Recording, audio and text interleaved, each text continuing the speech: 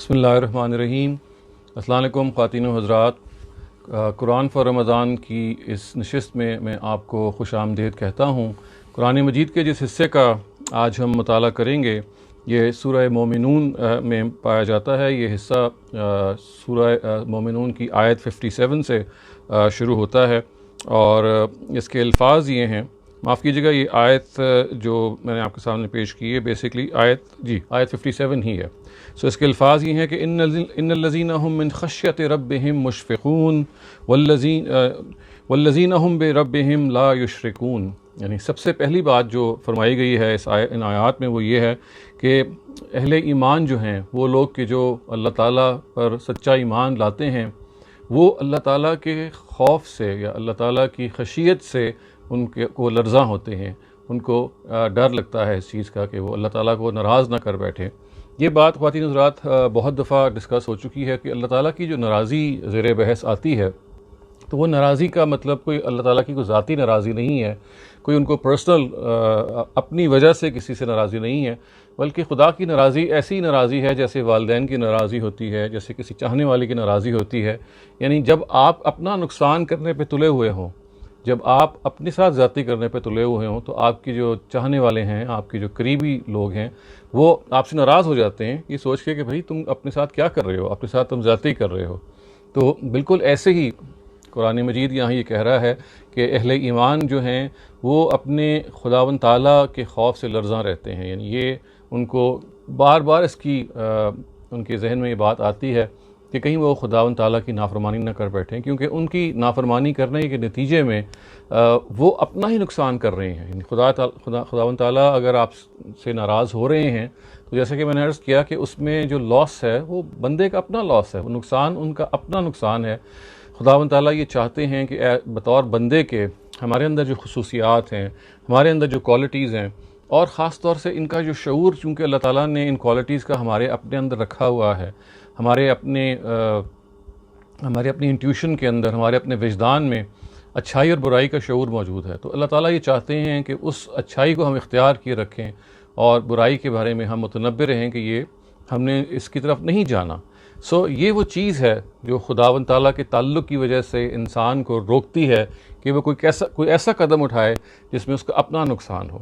یہ ایک بڑی دل نواز چیز ہے خواتین حضرات، اور عام طور سے اس کو نہ سمجھنے کی وجہ سے بعض دفعہ ہم اللہ تعالیٰ کا تعارف اپنے ینگسٹرز کو، اپنے بچوں کو، نئی جنریشن کو ایسا کراتے ہیں کہ جیسے وہ اللہ کے خوف میں مبتلا ہو جاتے ہیں۔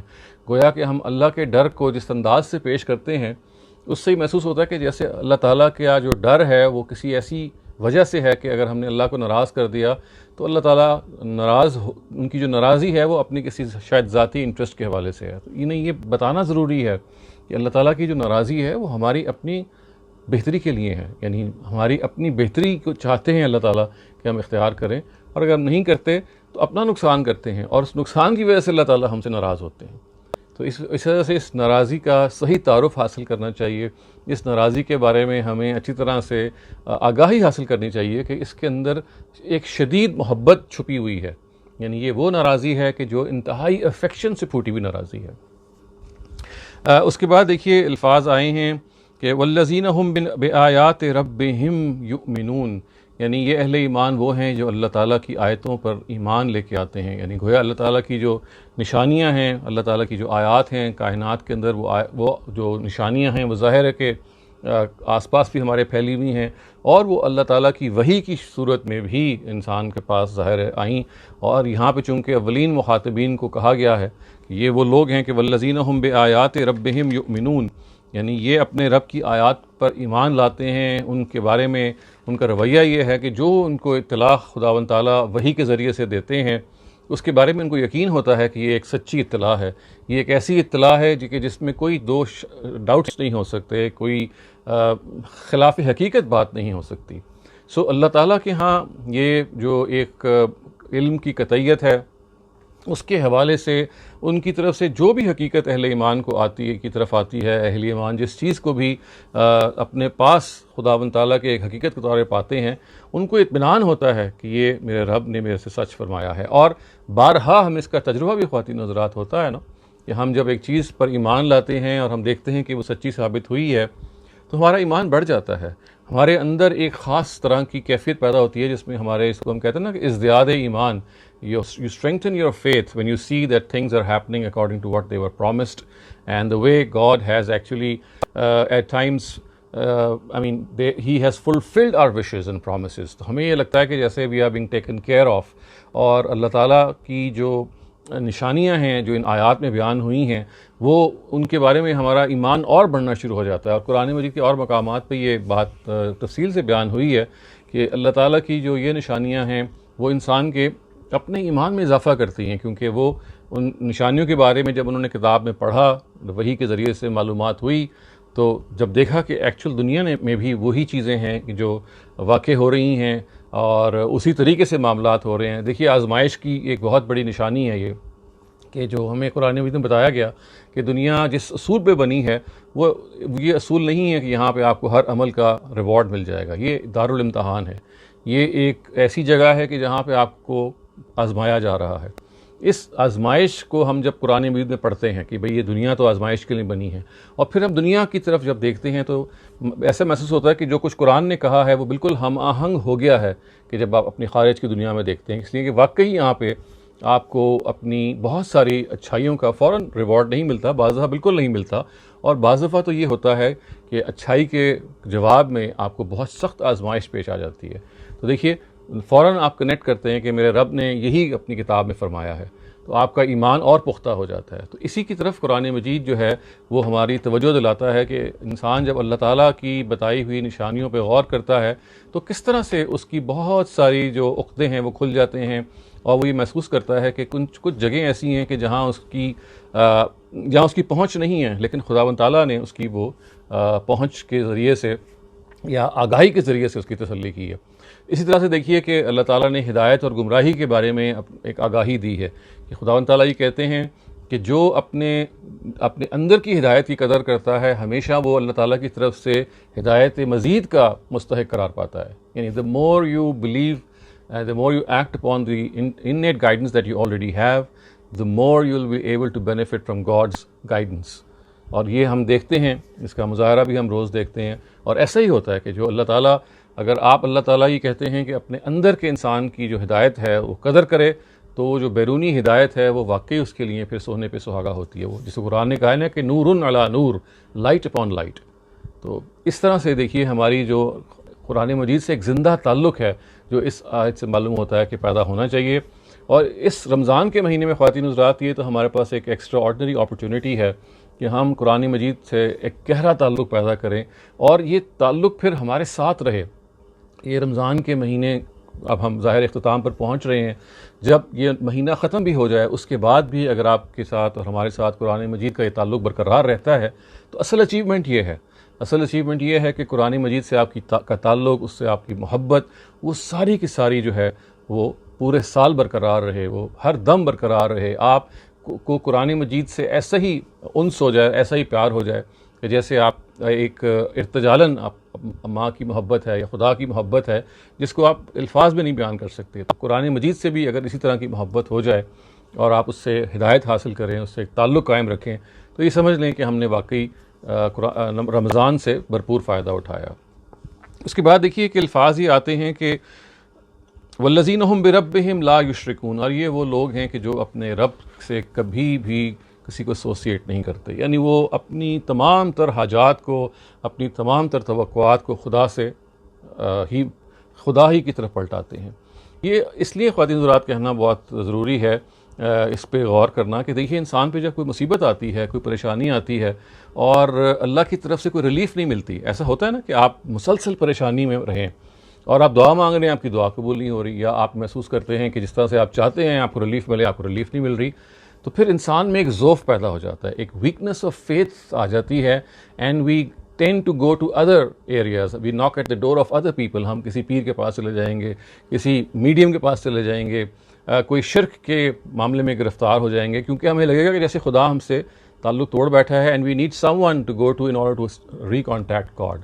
تو یہ بہت ضروری ہے کہ خاص طور سے جب آپ مشکل میں ہوں، خاص طور سے جب آپ آزمائش میں ہوں، تو اللہ کے در کے علاوہ کسی کی طرف نہ دیکھیے، کیونکہ خداوند تعالیٰ اگر آپ کو وقتی طور پہ یہ رسپونڈ نہیں کر رہا تو ذہن میں رکھیے گا یہ آپ کی اپنی بہتری ہے. There is something good which is hidden for you and which we always realise once it goes away. یعنی جب بھی ہم آزمائش سے گزر جاتے ہیں اور محسوس ہوتا ہے کہ فلاں کام میں اگر ہماری مراد نہیں پوری ہوئی تو وین وی لک بیک تو ہم کہتے ہیں کہ ہاں بہتر ہی ہوا، کیونکہ اگر ہو جاتی تو یہ اور یہ نقصان ہوتا.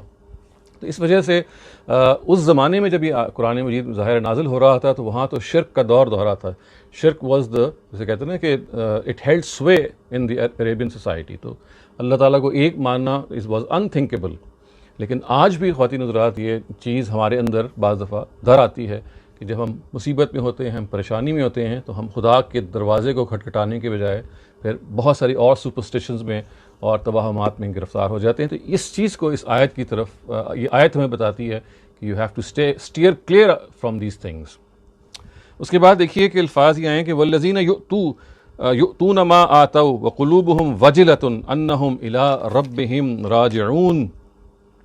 یعنی یہ اس کے الفاظ یہ ہیں کہ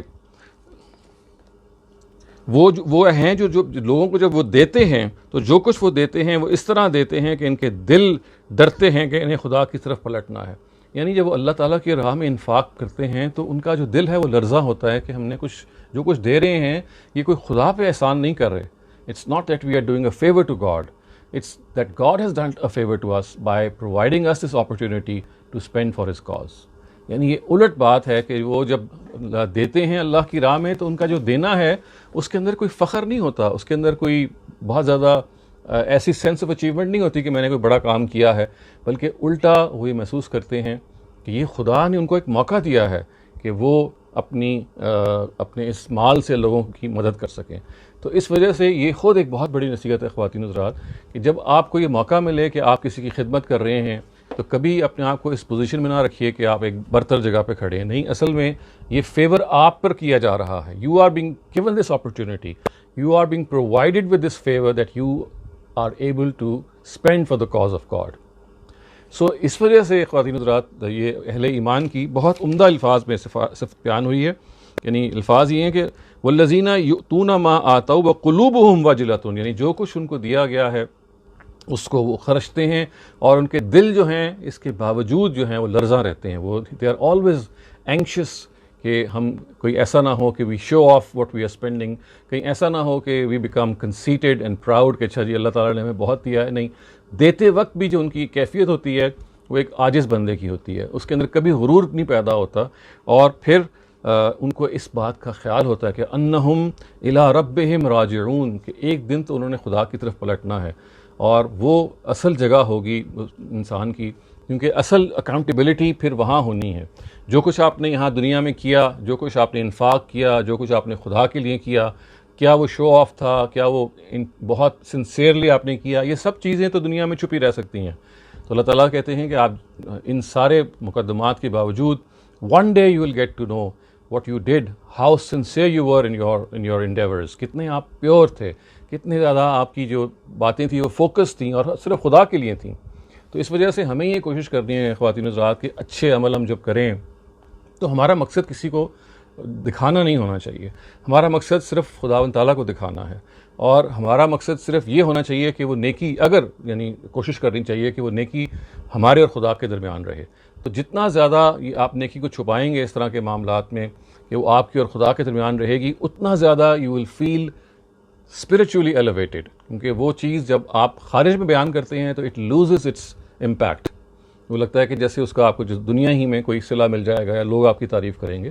بعض دفعہ انسان کو بہرحال بتانا پڑتا ہے، کوئی مجبوری بھی ہوتی ہے، بعض دفعہ آپ لوگوں کو موٹیویٹ کرنا چاہتے ہیں، لیکن جہاں آپ چھپا سکتے ہیں، چھپانے کا موقع ہو، وہاں افضل یہی ہے کہ آپ نیکی کو چھپا کے کریں.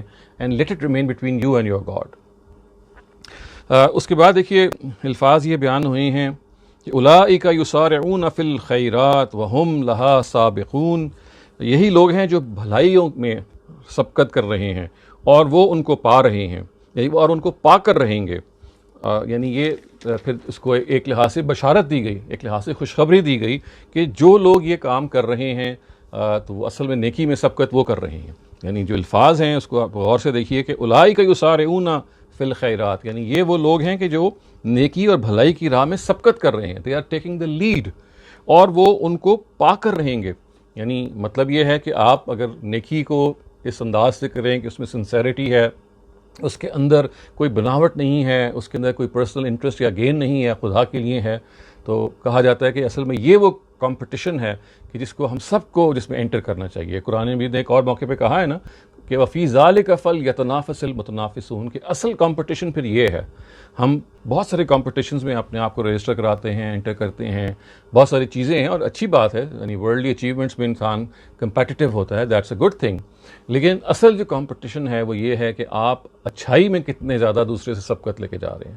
تو یہ میدان ہے جس کے بارے میں اللہ تعالیٰ کہتے ہیں کہ اس میدان میں آپ سبقت کیجئے۔ This is the place, this is the arena in which you should try to outdo others, دوسروں کو آپ آؤٹ رن کریں، اور زیادہ نیک ہوں، اور زیادہ اپنے آپ کو، یعنی اس میں کوئی انتہا نہیں ہے، and sky is not the limit here, you can go as high in the heavens as you can. So یہ کہا ہے، اور پھر یہ کہا ہے کہ یہ لوگ اس کو پا کے رہیں گے انشاءاللہ تعالیٰ، کہ اگر یہ آپ کا رویہ ہے، یہ آپ کا معاملہ ہے پورا، تو پھر اس کا اجر بھی اللہ تعالیٰ ان کو دے کے رہے گا، اور یہ نیکی کے کام ہیں جو ان کے پھر مکمل طور پہ کام آئیں گے۔ اور پھر دیکھیے اللہ تعالیٰ نے ایک تھوڑی سی تفصیل یہ بتائی اور یہ کہا کہ وَلَا يُكَلِّفُ نَفْسًا إِلَّا وُسْعَهَا وَلَدَيْنَا كِتَابٌ يَنطِقُ بِالْحَقِّ وَهُمْ لَا يُظْلَمُونَ، اور اللہ تعالیٰ یہ کہتے ہیں کہ اور ہم کسی جان پر اس کی طاقت سے زیادہ بوجھ نہیں ڈالتے، اور ہمارے پاس ایک رجسٹر ہے جو بالکل ٹھیک ٹھیک بتا دے گا، اور ان کی ذرا بھی حق تلفی نہیں ہوگی۔ یعنی اللہ تعالیٰ کہتے ہیں کہ زندگی کی دوڑ میں جو آپ کو آزمائشیں پیش آتی ہیں، ظاہر ہے جب آپ اچھائیاں کرتے ہیں تب بھی آزمائش پیش آتی ہے، جب آپ دنیا میں کوئی بھی نیکی کرنے کی کوشش کرتے ہیں وہ آسانی سے نہیں ہو پاتی، بہت دفعہ آپ کو آزمائش پیش آتی ہے۔ تو یہ دیکھیے الفاظ یہ ہیں کہ پھر خداوند تعالیٰ کی طرف سے جو امتحان ہوتا ہے اس سے گھبرانا آپ نے نہیں ہے، کیونکہ امتحان اللہ تعالیٰ کہتے ہیں وہ آپ کی وسعت سے زیادہ نہیں ہوتا، آپ کی کیپیسٹی سے زیادہ نہیں ہوتا، کہ God does not burden a soul beyond that soul's capacity، یعنی آپ کا جو امتحان ہے وہ اتنا ہی ہوگا جتنا آپ برداشت کر سکتے ہیں۔ اس وجہ سے اس میں آپ کو یہ نہیں سوچنا کہ اگر آپ کے سامنے کوئی ایسی پہاڑ آ گیا ہے، کوئی رستے میں رکاوٹ آ گئی ہے تو آپ اس کو سر نہیں کر سکتے۔ اللہ تعالیٰ کہتے ہیں کہ وہ انڈیویجولی اس چیز کا خیال رکھتے ہیں کہ جس کی جو ہمت ہے، جو ریزیلینس ہے، اس کے لحاظ سے وہ آزمائش تو دیں گے، آزمائش تو آئے گی، because this is what tests your metal, یہ آزمائش کا ایک خاص طریقہ ہے جو اللہ تعالیٰ نے دنیا میں جاری کر رکھا ہوا ہے۔ اور پھر یہ کہا ہے کہ وَلَدَيْنَا كِتَابٌ يَنطِقُ بِالْحَقِّ، اور خداوند تعالیٰ کہتے ہیں کہ ہمارے پاس پھر اعمال کا جو رجسٹر ہے وہ بالکل موجود ہے، جس میں ہم ہر ایک کے اعمال نوٹ کر رہے ہیں، جو ناطق ہوں گے، جو پھر قیامت کے دن ان سب اعمال کو نوٹ کر کے جیسے کیا جا رہا ہے، وہ ٹھیک ٹھیک وہ جو رجسٹر ہے وہ بتا دے گا کہ آپ نے کیا کیا، اور کسی کی ذرہ برابر حق تلفی نہیں ہوگی۔ You will be presented before God for your accountability، اور یہ وہ accountability ہے خواتین حضرات جس میں ہمیں اب بہت اپنے آپ کو we must keep ourselves awake۔ accountability ایک ایسی چیز ہوتی ہے کہ that we tend to lose sight of، اور میں رمضان کا پھر سے آپ کو حوالہ دوں گا کہ دیکھیے رمضان کے مہینے کی ایک بہت بڑی کنٹریبیوشن جو ہماری زندگی میں ہے وہ یہی ہے کہ آپ کو وقت ملے کہ آپ اپنے آپ کو اکاؤنٹیبل ٹھہرائیں۔ نبی صلی اللہ علیہ وسلم نے بھی یہ فرمایا کہ من صام رمضان ایمانا و احتسابا، جس نے روزہ رکھا اور روزے کو اس کیفیت سے رکھا جس کو آپ کہتے ہیں نا اکاؤنٹیبلٹی، کہ اپنا احتساب کیا، خود احتسابی میں اپنے آپ کو اپنا ٹائم گزارا، تو اللہ تعالیٰ اس کو پھر بشارت دیتے ہیں۔ تو اپنے آپ کو رمضان کی جو یہ ٹائم رہ گیا ہے، آخری چند دن رہ گئے ہیں، اس میں کوشش کیجئے کہ اس اکاؤنٹیبلٹی کے حوالے سے اپنے آپ کو ہم بیدار رکھیں۔ یہ سیلف اکاؤنٹیبلٹی کا جو پروسیس ہے، it should not and with the end of Ramzan, it should continue for ever. یہ آپ کی روح کی غذا ہے۔ اگر آپ چاہتے ہیں to become a high achiever as a human being, تو یہ this self accountability has to continue throughout our lives, we just can not do away with it, کیونکہ اٹس اے کانسٹنٹ پروسیس۔ خواتین حضرات، ہمارے آج کی اس مجلس کا وقت جو ہے ختم ہوتا ہے۔ آپ کے سوالات کے لیے میں حاضر ہوں۔ میں آپ کے سوالات کو پڑھتا ہوں اور پھر کوشش کرتا ہوں کہ اس کے جوابات آپ کو پیش کروں۔ پہلا سوال یہ ہے جی کہ my question is that some renowned scholars like Khalid Abul Fazl and some others say that Sharia can be evolved for the present time and circumstances. What are your views regarding this؟ دیکھیے شریعہ جو ہے اس کے جو قرآن مجید میں جس طرح سے وہ بیان ہوئی ہے، وہ قرآن مجید ہی آپ کو بتا دیتا ہے کہ کہاں کوئی چیز جو ہے وہ اسپیسیفک ہے اور کہاں کوئی چیز ایسی ہے which extends for the rest of mankind۔ تو اس میں یہ کیس ٹو کیس اسٹڈی ہوتی ہے، یعنی بہت سارے ایسے احکام ہوتے ہیں کہ جو نبی صلی اللہ علیہ وسلم کے ساتھ خاص ہیں، they are specific to his circumstances۔ تو وہاں پہ obviously کہ ہم ان سرکمسٹانسز کے لحاظ سے اس کو ہم انٹرپریٹ کریں گے. لیکن یہ بات کہ شریعہ جو ہے وہ ایوالو کرتی ہے یا تبدیل ہوتی ہے، اس کا کوئی کم سے کم میں اپنے مطالعے میں بنیاد نہیں پا سکا.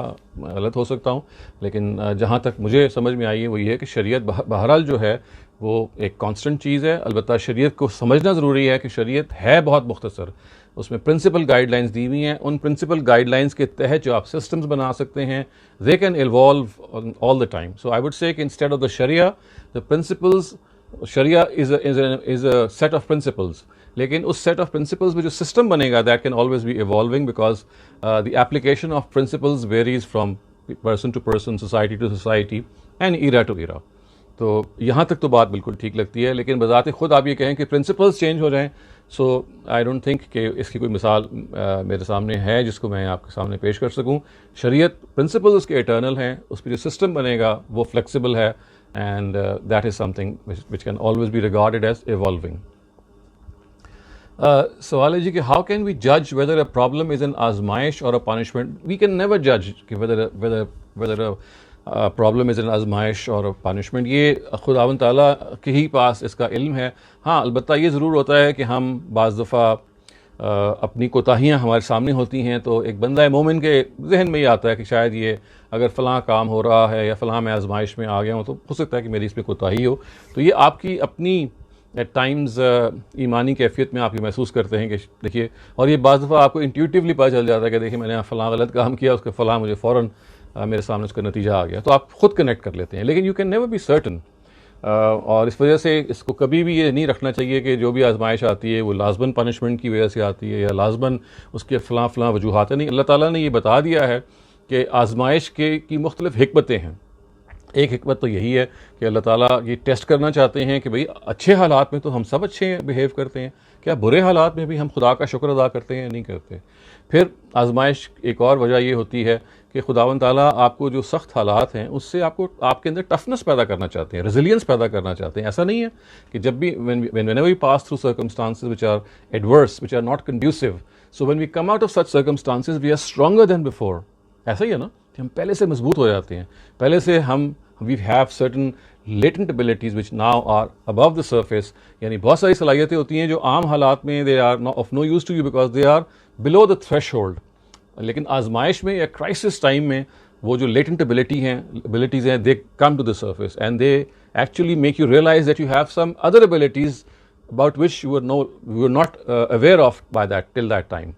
تو اس طرح سے بعض دفعہ انسان اللہ تعالیٰ کی جو ایسی خوبیاں انسان کے اندر ہیں جو آزمائش کے موقع ہی پہ جنہوں نے اپنا کوئی جوہر دکھانا ہے وہ آپ کے سرفیس پہ آ جاتی ہیں. You become a better person. پھر آزمائش جو ہے وہ آپ کو خدا سے قریب کرنے کا باعث بنتی ہے. دیکھیے آپ کے پاس جب افلوئنس ہوگی، جب آپ کے پاس کمفرٹس ہوں گے تو اس کا زیادہ امکان ہے کہ آپ خدا کو بھول جائیں.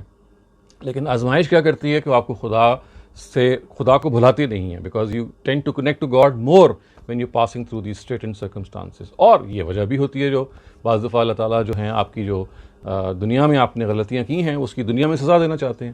تو یہ سب حکمتیں ہیں جن کو ہمیں سمجھنا چاہیے، اور اس کے بارے میں ہم سرٹن نہیں ہو سکتے، لیکن ان سب کا ہمیں اگر ادراک ہوگا تو آپ کو اطمینان ہوگا کہ اللہ تعالیٰ کی طرف سے جو پیش آ رہا ہے بہرحال many a time it is a blessing in disguise. خاص طور سے جو آپ کی مشکلات پیش آتی ہیں it's a blessing in disguise. ابھی دیکھیے ہم پچھلے 1-1.5 سال سے ایک پینڈیمک سے گزر رہے ہیں تو تباہی اس نے مچائی بھی ہے، لیکن آپ دیکھیں in many ways it has proven to be a blessing in disguise. بہت ساری خیر بھی ہیں جو سائڈ بائی سائڈ پہ نپرے ہیں and perhaps which as human beings on planet Earth we would never have maybe relished or benefited from. لیکن خدا سرکمسٹانسز وہ کریٹ کر رہے ہیں کہ جیسے آپ کی فیملی لائف ذرا بہتر ہو جائے، آپ کی ورکنگ کنڈیشنز کے اندر زیادہ فیملی اورینٹیشن آ جائے، آپ خود خدا کے حوالے سے آپ کے اندر یہ ایک اویئرنیس پیدا ہو کہ وی آر ہماری کوئی حیثیت نہیں ہے. اللہ تعالیٰ اگر چاہتا ہے تو کس طرح سے کسی کو قابو کر لیتا ہے. تو you see these are blessing in disguise. It's just a question of realising کہ یہ ایسے ہیں. اس کے بعد یہ سوال ہے جی کہ what about the reality of تفسیر ابن عباس. اٹ از دیکھیے تنویر المقباس کے نام سے جو عبداللہ ابن عباس سے تفسیر منسوب ہے وہ تو کوئی ایسی متحقق چیز نہیں ہے، اٹس ناٹ اوتھینٹک. البتہ یہ کہ حضرت عبداللہ ابن عباس نے جو تفسیر روایات ہیں جو کتابوں میں موجود ہیں ان سے ہم استفادہ کر سکتے ہیں، لیکن اگین وہ درایت اور روایت کی پرنسپلس کو سامنے رکھ کے، کیونکہ ہر جو چیز کوئی صحابی بیان کر دیتا ہے. ریممبر عبداللہ ابن عباس 10-11 سال کے تھے پروفٹ جب فوت ہوئے ہیں، تو آبویسلی بہت ساری چیزیں جو ان کے زمانے کی اگر نریٹ کر رہے ہیں تو ان کو بہت محتاط طریقے سے ہمیں دیکھنا پڑے گا. یا تو یہ دیکھنا پڑے گا کہ ہو سکتا ہے بعض چیزیں انہوں نے لیٹر آن کسی سینئر صحابی سے سن کے نریٹ کی ہیں، کچھ چیزیں وہ براہ راست جب نریٹ کر رہے ہوتے ہیں تو ان کی ایج فیکٹر کو ہمیں we have to take into account. تو it depends from case to case. لیکن جو آپ نے تفسیر کے بارے میں پوچھا تو دیٹ از ناٹ اسٹیبلشڈ کی انہی کی تفسیر ہے. اس کے بعد آپ کا سوال ہے جی کہ the verse that tells that Allah doesn't burden any soul with any azmaish more than the soul's capacity, doesn't it refer to the shariat which is put on the believers؟ جی ہاں، سورہ بقرہ میں تو ایسا ہی ہے، لیکن ہر جگہ اس ایک مفہوم آیت نہیں آئی ہے. یہ جس سیاق میں اس جگہ پہ آئی ہے سورہ مومنون میں، یہاں تو یہ بتایا جا رہا ہے کہ جو آپ کو آزمائش درپیش ہے اس معاملے میں، اس آزمائش کے بارے میں گھبرائیے گا نہیں کہ وہ آپ کے بیانڈ ہوگی. سورہ بقرہ میں جہاں پہ آئیے وہاں آپ جو کانٹیکسٹ نکال کے دیکھیں گے تو وہاں تو یہی ہے کہ شریعت جو اللہ تعالیٰ دیتے ہیں، کیونکہ وہاں پہ دیکھیے جو پورے کا پورا سیاق و سباق ہے وہ کیا ہے کہ یہود نے اپنی بعض غلط روش کی وجہ سے کیا یہ کہ اپنے اوپر بہت ساری چیزوں کو ناجائز کر دیا. کچھ چیزیں اللہ کی طرف سے ان پہ ناجائز کر دی گئیں اور ان کی جو شریعت تھی وہ ان کے لیے بہت بھاری ہو گئی، بلکہ انبیریبل ہو گئی. اور پھر آخری پیغمبر نے آ کے وہ جو اسر اور اغلال قرآن ان کو تعبیر کرتا ہے، دیز برڈنز، دیز شیکلز، ان کو لفٹ کیا. تو اس موقع پہ یہ دعا اس سیاق میں آئی ہے وہ ایگزیکٹلی یہی ہے کہ اللہ تعالیٰ شریعت کو ہم پہ ایسی نہ امپوز کیجیے ہو جیسے کہ تو نے ان یہود پہ ہم سے پہلے کیا جنہوں نے سرکشی اختیار کی. تو لا یکلف اللہ نفسا الا وسعها جب وہاں آتا ہے تو اسی مفہوم میں. تو لیکن ہر جگہ دیکھیے اس کو آپ کو کانٹیکسٹ پہ رکھ کے دیکھنا پڑے گا. Isn't the name Abu Lahab just a name but rather a symbol? Isn't the name of Abu Lahab just a name but rather نہیں ایسا تو نہیں ہے. It's a symbol. I think Abu Lahab represents a personality. He was the paternal uncle. وہ چچا تھے نبی صلی اللہ علیہ وسلم کے، اور قرآن مجید میں جب ان کا نام لیا گیا تو اس کو اس خاص اس کا پس منظر ہے ابو لہب کا نام لے کے، بیکاز جو دشمنی ان کو تھی جس کے اندر میلس تھا، جس کے اندر پرسنل اور ویسٹڈ انٹرسٹ تھے، وہ بالکل اور طرح کی دشمنی تھی بنسبت اس دشمنی کے جو مثال کے طور پہ ابو جہل کی تھی، جس میں جیسے کہتے ہیں نا کہ ایک آدمی اگر باطل پہ کھڑا ہے تو وہ باطل سے مخلص ہے، یعنی وہ باطل سے بھی مخلص ہے. آپ کے ایسے اینیمیز تھے. لیکن ابو لہب جو تھے وہ اپنے کاز سے بھی مخلص نہیں تھا، وہ اپنے انٹرسٹ سے مخلص تھا. تو اس وجہ سے یہ ابو لہب کا نام لیا گیا. اور میں نے ایک پچھلے کچھ ہفتے پہلے شاید اس پہ گفتگو کر کے تفصیل سے بتایا بھی ہے کہ سورہ لہب کا کیا موقع اور محل. اگر آپ کو موقع ہو تو آپ اس کو سن سکتے ہیں. Do Surah Kausar and Lahab predict the total annihilation of the opposition that حضور پاک صلی اللہ علیہ وسلم فیس فرام اے سوسائٹی؟ یہ دونوں کے دونوں یہ بتا رہے ہیں کہ جو اللہ تعالیٰ کے جو دشمن ہیں وہ تباہ و برباد ہو کے رہیں گے. تو اس لحاظ سے یہ پریڈکشنز ہیں، یہ پروفیسیز ہیں جو مکی دور میں کر دی گئیں. سورہ کوثر بھی اور سورہ لہب دونوں لیٹ میکن پیریڈز کی ہیں، دونوں کی دونوں. اور جس موقع پہ یہ پیشن گوئی کی گئی وہ لگتا تھا کہ جیسے ایک امپاسبل بات ہے جو کی جا رہی ہے، بیکاز اس وقت نبی صلی اللہ علیہ وسلم جس کیفیت میں تھے، ہجرت کا سفر درپیش تھا، اور ظاہر ہے کہ بہت تعذیب کا شکار بھی رہی ان کی سارے کے سارے جو فالوورز تھے. تو اللہ تعالیٰ نے پھر ایشورنس دلوانے کے لیے، دیکھیے اللہ تعالیٰ کا معاملہ بھی یہ ہے کہ وہ ان کو معلوم ہے کہ جن کے ذریعے سے وہ یہ کام لے رہے ہیں، یعنی یہ بات کہ حق کو ٹرائمف کروا رہے ہیں اور باطل کو وہ سزا دلوا رہے ہیں، وہ انسانوں کے ذریعے سے دلوا رہے ہیں. تو انسان ایموشنز کا مجموعہ ہیں، چاہے وہ پیغمبر ہی کیوں نہ ہوں، ان کو بھی ایشورنس چاہیے ہوتی ہے، ان کو بھی تسلی چاہیے ہوتی ہے. وہ بھی گھبرا جاتے ہیں، ان کو بھی بتانا پڑتا ہے کہ دیکھیے اس گھبراہٹ کا علاج کیا ہے. تو اللہ تعالیٰ نے اسی افیکشن کو سامنے رکھتے ہوئے خواتین حضرات نبی صلی اللہ علیہ وسلم کو بہت ساری جگہوں پہ ایشورنسز دی ہیں. یہ انہی میں سے پروفیسی ہے جو آپ کو ایشورنس دے رہی ہے کہ ڈونٹ تھنک کہ this is going to end like this. نہیں، یہ خانہ کعبہ، یہ جو ان لوگوں نے اس وقت آپ سے قبضہ کیا ہوا ہے اور اس کے وہ کسٹوڈینز بنے ہوئے ہیں، ان سے لے کے آپ کی کسٹوڈینشپ میں دے دیا جائے گا.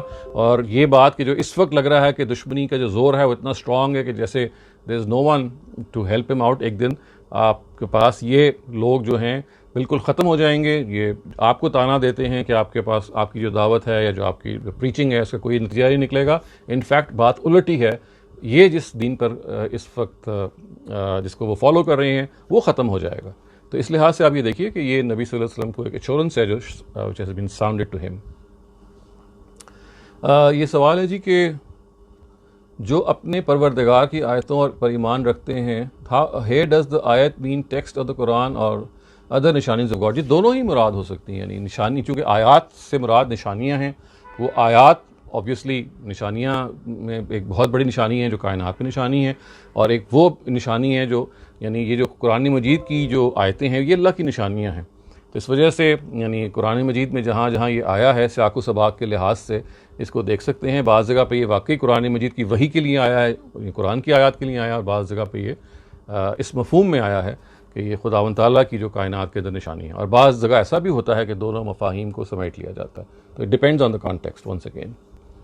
اس کے بعد یہ ہے جی کہ ان قرآن 10:11 ورس اللہ calls himself as we, why is that so? یہ تو بہت جگہوں پہ ہے قرآن مجید کے اندر خواتین حضرات۔ یہ ایک جو پرانی سیمائٹک لینگویجز ہیں اس کے اندر یہ جو اپنے آپ کو جب خدا بیان کرتے ہیں تو اپنی جو ایک قوت اور مائٹ اور میجسٹی کو بیان کرنے کے لیے ہم کا صیغہ اپناتے ہیں۔ اس کا مطلب یہ نہیں ہے کہ وہ اللہ تعالیٰ کو پلورل ہیں یا اللہ تعالیٰ اپنے فرشتوں کو ملا کے کہہ رہے ہیں وی سے مراد ہم، یعنی ہم اللہ تعالیٰ کے لیے ہی آتا ہے۔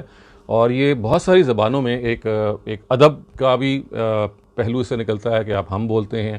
ایک اس میں سٹائل بھی ہوتا ہے کہ جو فرما روا ہوتا ہے، جو بادشاہ ہوتا ہے، وہ ہم کہہ کے اپنے آپ کو مخاطب کرتا ہے یا اپنی جو بات ہے وہ بیان کرتا ہے۔ تو اس کا تعلق لنگوسٹکس سے ہے، یہ کوئی پلورل اور سنگولر کا ایشو نہیں ہے کہ اللہ تعالیٰ اپنے آپ کو وی کہہ رہے ہیں تو اس کا مطلب ہے کہ ہی از ان سم پلورل فارم، نہیں۔ This is just linguistic phenomena in which a person who is the supreme, in fact the supreme of this universe, who جو اپنے آپ کو اس طرح سے مخاطب کر لیتا ہے۔ تو جیسے ہم بھی آپ دیکھیے نا قدیم جو اردو زبان میں اگر آپ کبھی دیکھیے تو مغل بادشاہ یا آج کل کے بعض فرما روا اپنے آپ کو ہم کہہ دیتے ہیں، ہم وہاں نہیں جائیں گے، یعنی ہمارا قافلہ جو ہے وہ فلاں جگہ پہ اس وقت پڑاؤ ڈالے ہوئے ہے، ہم نے اس ملک کو فتح کرنا ہے۔ تو جیسے ہم اردو زبان میں بھی اور فارسی زبان میں بھی اس مفہوم میں آ جاتا ہے، تو عربی زبان میں بھی یہ اس طرح کے مواقع پہ اللہ تعالیٰ اپنے لیے بولتے ہیں، اس میں کوئی تعدد مراد نہیں ہوتا۔ اس کے ساتھ ہی خواتین حضرات ہماری اس نشست کا وقت بھی ختم ہوتا ہے، آپ کے سوالات بھی ختم ہو گئے۔ انشاءاللہ کل دوبارہ آپ کی خدمت میں حاضر ہوں گے۔ اقول قولی ھذا واستغفر اللہ لی ولکم ولسائر المسلمین۔